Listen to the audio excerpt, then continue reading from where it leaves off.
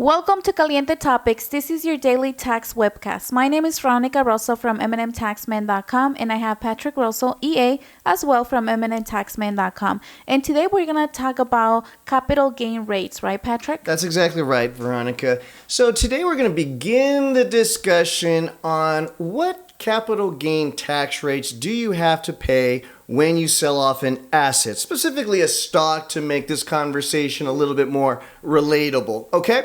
So the first thing that we need to discuss is time frame of ownership, specifically long-term and short-term. Veronica, first question, what's the difference between long-term and short-term ownership? It's basically the time that you hold the asset, just to obviously rephrase that, right? So longer than a year, it's long-term, and less than a year, it will be short-term. That's exactly right. And the reason why that's important, knowing how long you've held on to an asset or stock, is because it determines what tax rate game you have to play.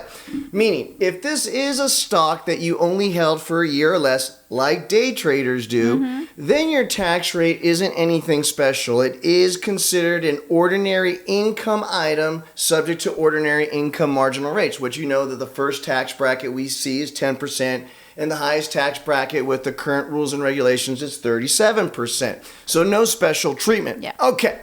Not true with stocks that you hold on for a year and longer.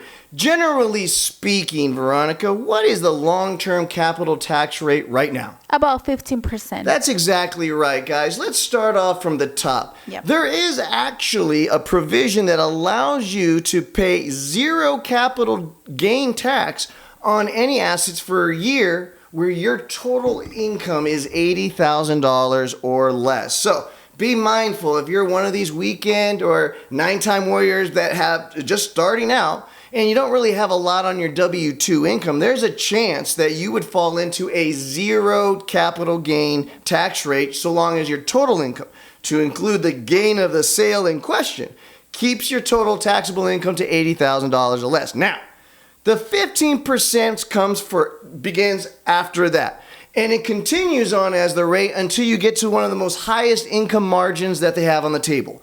A single person, $441,000, and then a married filing joint, $496,000 total income before your capital gain tax rate elevates.